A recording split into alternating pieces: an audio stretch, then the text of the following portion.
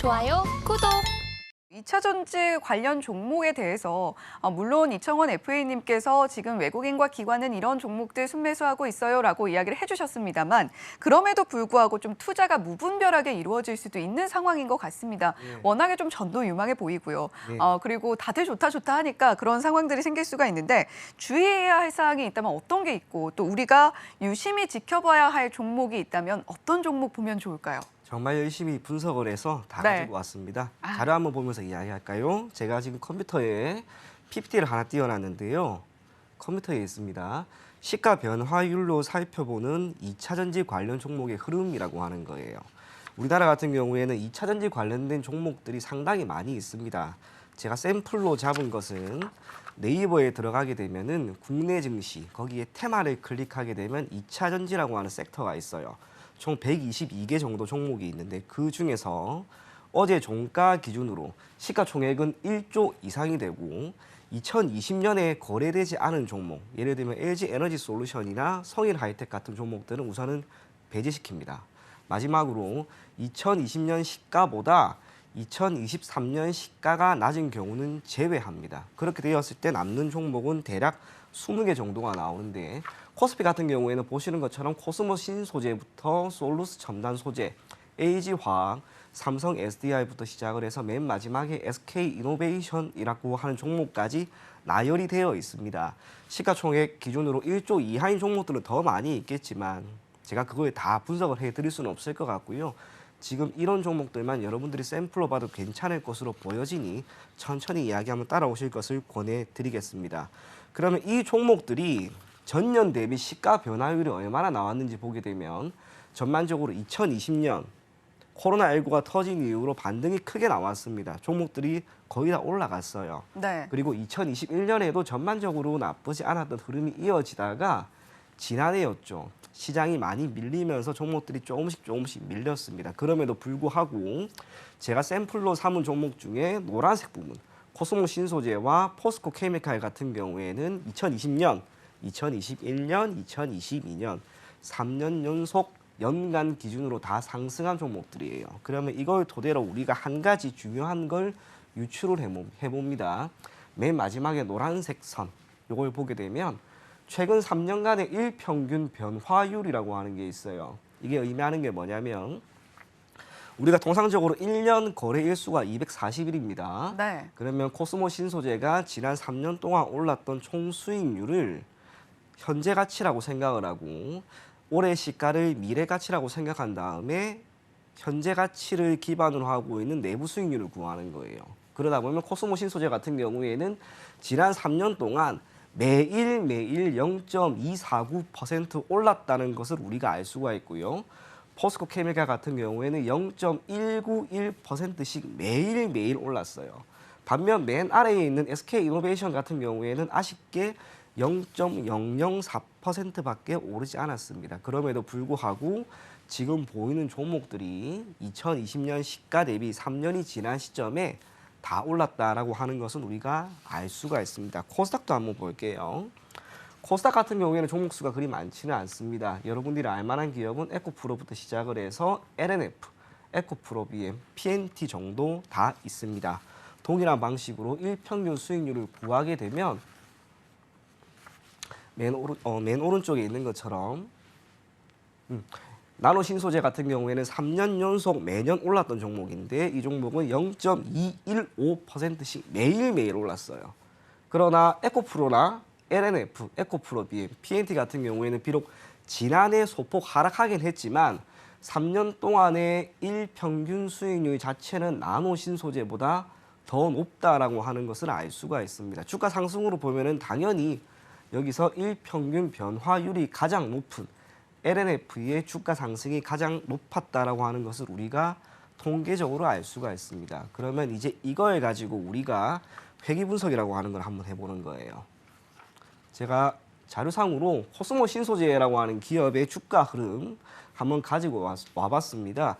맨 아래 보이는 빨간색 선이 있습니다. 이 빨간색 선은 우리가 흔히 차트를 가지고 이야기하시는 분들이 많이 이용하는 저점 추세선이라고 하는 거예요. 저점과 저점을 이었을 때 이 저점에 캔들이 오면 매수를 하면 됩니다라고 통상적으로 이야기를 합니다. 그렇게 노란색 네모 두 개가 딱 보일 거예요. 여기와 여기입니다. 이때는 매수 시점이다라고 생각할 수가 있겠지만 이후로 매수 시점은 없어요. 오히려 제가 그어놓은 검은 선을 여러분들이 주목해 보셨으면 좋겠습니다. 저거는 일평균 변화율을 가지고 회귀 분석 선을 제가 만들어 놓은 거예요. 그러면 이 검은색 선이 어떤 의미를 가지고 있느냐? 첫째로는 주가는 이 검은색 선을 중심으로 위아래로 분포하고 있음을 알 수가 있고요. 두 번째로 접선의 기울기가 높으면 높을수록 주가 상승률이 높다는 것을 의미해요. 조금 전에 LNF가 일평균 변화율이 가장 높았다라고 하는 것은 결국 기울기 자체가 가장 높다라고 하는 것을 의미하고 미래 주가 또한 더 높을 수 있다는 것을 의미합니다. 세 번째로는 회귀라고 하는 것. 주가가 이 검은 선을 중심으로 때로는 하락한 시점도 있고요. 검은색보다 위에 있는 시점도 있습니다. 네. 하지만 올라가든 내려가 있든 결국에는 시간을 두고 이 검은색 선으로 다시 한번 회귀되는 시점이 있다는 거예요. 그러면 이 회귀되는 그 시점, 즉 캔들 자체가 노란색 선에 맞는 이 검은색 선에 맞는 그 시점은 우리가 어떻게 보면 좋은가? 네, 매수 시점이라는 거예요. 그 매수 시점이 과연 연초부터 어떻게 나왔는지 한번 살펴보게 되면 제가 3년 동안의 시가 변화를 가지고 있습니다. 여기입니다. 연초의 주가예요. 코스모 신소재 같은 경우 보시는 것처럼 연초에 이 검은색 선에 딱 물려 있죠. 매수 시점이었다는 거예요. 그럼 다른 종목도 우리가 한번 봅니다.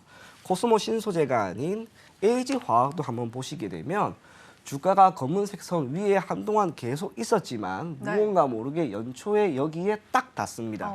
주가가 이후로 딱 올라가죠. 다음 종목도 볼게요. LG화학 말고 삼성 SDI도 보시는 것처럼 노란색 선에 딱 검은색 선에 닿자마자 이제 올라가기 시작을 합니다. 다음 종목 또 보면 포스코 케미칼도 마찬가지고요. 에코프로 또한 마찬가지입니다. 결국에는 우리가 차트상으로 저점 추세선이다라고 하는 것, 물론 그걸 가지고 여러분들이 매수를 해도 괜찮겠지만은 사실상 맞지 않는 경우가 더 많을 거예요. 이 검은색 선은 일평균 변화율을 토대로 만들어진 회귀 분석 선입니다. 그렇기 때문에 이 검은색 선에 캔들이 맞는 시점은 결국에는 여러분들이 매수를 하면 되는 시점이에요. 그러면 과거 데이터를 토대로 한번 살펴볼게요. 에코프로만 가지고 이야기 한번 해보겠습니다. 자, 예전에 이때 한번 볼까요? 검은색 선에 캔들이 닿았을 때 매수를 한다라고 가정을 하면은 이후로 주가가 올라갑니다. 얼마나 올라갈지 저는 몰라요. 하지만 오른다라고 하는 것은 확실히 알 수 있습니다. 이때도 분명히 닿았습니다. 주가는 빠졌습니다. 그럼 이때 매수를 하면 어떻게 되었을까요? 당연히 기다리면 됩니다. 왜? 캔들 자체는 이 검은색 선 위로 다시 올라올 거니까. 기다리기만 하면 양의 수익률을 보인다는 거예요. 마찬가지로 에코프로도 그렇고 제가 조금 전에 설명했던 모든 종목은 이 검은색 선을 기준으로 해서 주가가 일정 부분 분포하고 있고 이 분포라고 하는 것은 결국에는 주가와 이 검은색 선 간의 괴리율이 커졌을 때는 다시 한번 붙게 됩니다. 회귀하게 되는 거예요. 그럼 에코프로 같은 경우 한번 보세요. 지금 이 검은색 선과 캔들이 어마어마하게 괴리율을 보이고 있죠. 네. 매수하면 되겠어요? 안 되겠어요? 안 되겠네요. 매수하면 안 돼요. 2차전지 관련된 종목들을 우리가 조금 전에 제가 이야기할 때 모두 다 매수하면 안 됩니다라고 이야기했던 이유가 바로 여기 있는 거예요. 에코프로 같은 경우에 지금 여기에서 주가가 그대로 고꾸라져서 검은색 선에 닿을 수도 있고요. 그게 아니라 에코프로 같은 경우에는 주가가 지금 저렇게 떠 있는 상황에서 계속해서 당분간 검은색 선 위에서만 놓일 수도 있는 거예요. 하지만 주가가 저렇게까지 괴리율이 커지게 되면 이후로 저기에서 큰 폭의 주가 상승은 나오지 않습니다. 조금 전에 설명했던 종목 하나 가지고 제가 이야기해드리자면 삼성 SDI 한번 볼게요. 삼성 SDI 같은 경우에 이 구간을 한번 보세요. 조금 전 에코프로처럼 큰 폭의 주가 상승이 나왔는데 이후로 주가가 더 올라가는 경우는 잘 없잖아요. 그러네요. 선 위에 놀고는 있습니다만 저렇게 고점에서 잡아버리게 되면 여러분들이 투자했다는 수익률이 나오기는 힘들다는 거예요. 그래서 삼성 SDI도 그렇고 제가 조금 전에 설명했던 모든 종목들의 매수 시점이라고 하는 것은 결국 주가가 어느 정도 시간을 두고 조정을 받은 이후 검은색 선에 다시 한번 맞물렸을 때가 됩니다. 그게 언제가 될지 저는 모릅니다. 그렇기 때문에 여러분들이 흐름 자체는 지켜보시되 연초부터 시작을 해서 2차 전지 관련된 종목들 제가 조금 전에 샘플로 가지고 온 모든 종목들이 다 뜨긴 떴어요. 그런데 딱 하나가 상대적으로 덜 떴어요. 다행이라면 다행인 것 같습니다. 그 종목이 뭐냐면 PNT예요. 아, 그렇군요. PNT 같은 경우에 지금 이 구간에서 검은색 선을 기준으로 해서 약간 놀고 있습니다만 지금 이 구간 기타 다른 종목들이 그렇게 많이 떴을 때 상대적으로 덜 뜬 거예요. 그러면 이걸 조금 더 확대를 한번 해보겠습니다. 확대했을 때 캔들 보이죠? 어제 종가 기준으로 대략 47,750원인데 이 선이 알려주는 가격은 대략 45,500원입니다. 4% 정도 떠 있는 상황이에요. 투자를 함에 있어서 4% 정도 뜬 상황에서 우리가 PNT를 들어가면 될까요? 안 될까요? 괜찮습니다. 왜? 시장이 지금 너무 좋기 때문에. 아마도 PNT는 지금부터 점진적으로 이 검은색 선과 캔들 자체가 괴리율을 보이기 시작할 거라고 봅니다. 그런 면에서 한 가지만 더 생각해 볼게요. 최근에 주가가 많이 올랐던 종목들 한번 생각해 보시면 삼성, SDI, LG, 화학 그리고 에코프로, 에코프로비엠, LNF입니다. 얘네들은 양극재예요. 네. PNT는 음극재입니다. 어. 저도 문득 생각났던 게 뭐였냐면 왜 다른 종목들은 그렇게 많이 오르지 않았을까 했는데 양극재는 여러 가지 호재가 있었기 때문에 우선은 양극재가 움직였지만 양극재 시장이 이렇게 팽창을 하게 되면 당연히 음극재에 대한 시장도 팽창할 수밖에 없을 거라고 봅니다. PNT는 매출 비중에서 70% 정도를 2차 전지 그중에서도 음극재와 관련된 일을 하고 있습니다. 여러분들이 PNT뿐만이 아니라 지금부터 음극재 관련된 기업들을 조금 더 눈여겨보면 좋지 않을까 그렇게 생각을 하고 2차 전지 관련된 종목들이 더 갈까요? 라고 물었을 때 상당 부분 제가 더 그럴 겁니다 라고 이야기를 전해드렸죠. 그러면 지금 보였던 이 데이터를 토대로 우리가 내년 시가가 얼마나 될지 한번 유추를 해봤습니다.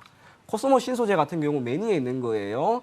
2023년 시가가 53,300원인데 내년 시가는 96,800원 선에서 일정 부분 움직임이 나올 것 같고요. 여러분들이 많은 관심을 보이는 에코프로는 205,400원이었습니다. 그리고 LNF 같은 경우에는 36만 원까지 나와요. 이게 반드시 이럴 거다라고 우리가 생각할 수는 없지만 적어도 지금과 같은 시장 상황과 지난 3년 동안의 일평균 변화율을 토대로 살펴본다면 저는 여기에서 큰 차이는 없을 거라고 봅니다. 마지막으로 어제 주가가 제가 지금 제시한 이 시가보다 위에 있는 기업이 있다면 예를 들면 일진머티리얼즈 같은 경우에는 어제 주가가 6만 원대였어요. 시가지는 55,200원이죠. 하락할 것을 대비해야 된다는 거예요. 여러분들이 종목을 고른다면 시가 2024년 시가보다 아래에 있는 종목을 편입할 것을 권해드리겠습니다. 좋아요, 구독!